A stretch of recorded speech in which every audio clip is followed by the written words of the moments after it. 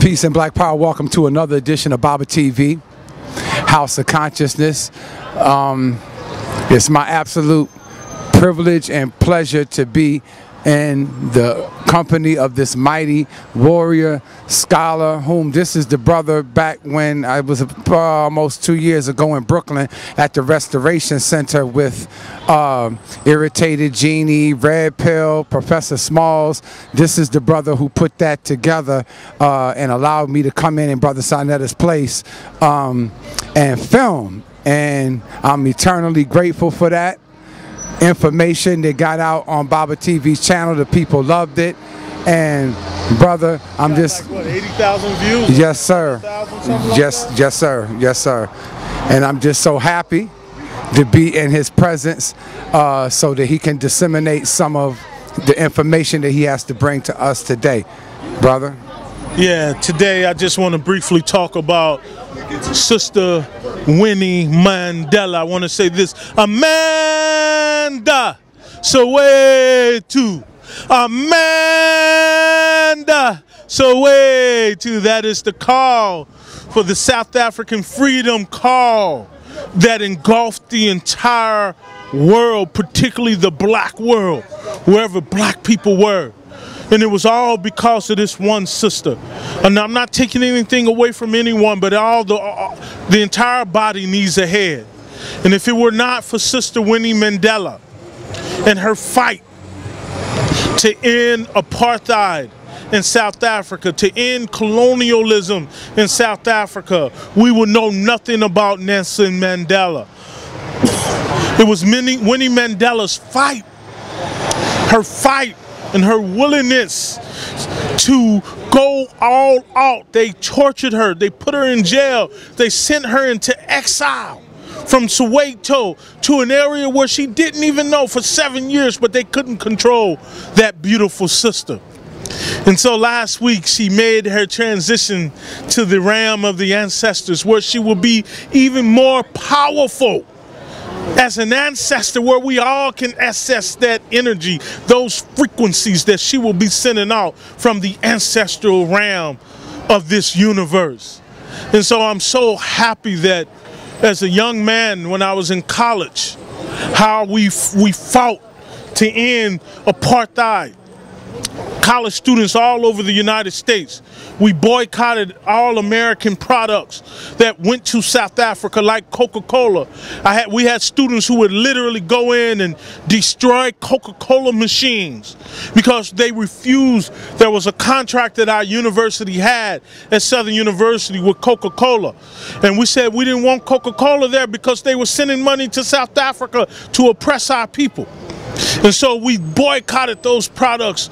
Some of us destroyed those machines. So and this happened all over the country, where black people stood up against the racist, white supremacist regime of South Africa, and how they lied on that sister and said that she killed Brother Stumpy. And it now came out on a documentary on Netflix. It's called Winnie. It just recently came out that the white South African government fabricated that lie to try to destroy her so that she would never become president of South Africa. But she was the mama of that nation. She was the mama of all Africa. She was the mama of the African diaspora.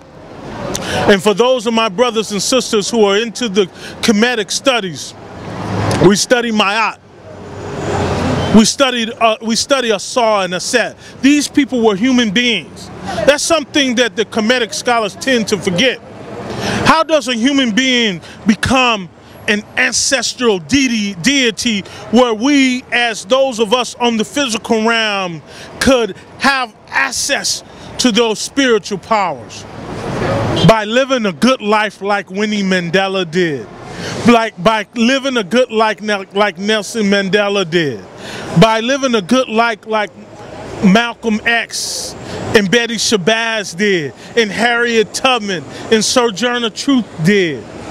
That's how you become like Ma'at. That's how you become like Issa and Issa. We are accessing those powers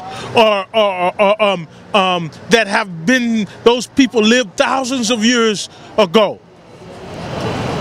That's how you become a goon, an ancestral spirit, by living a good life and struggling for the people. And the people make that of you because of your righteous cause.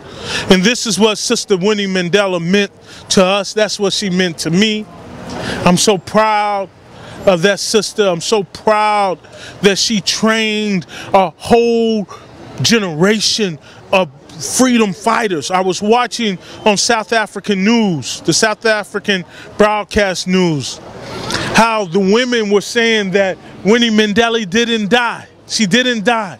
How she has cloned herself in every black child in South Africa.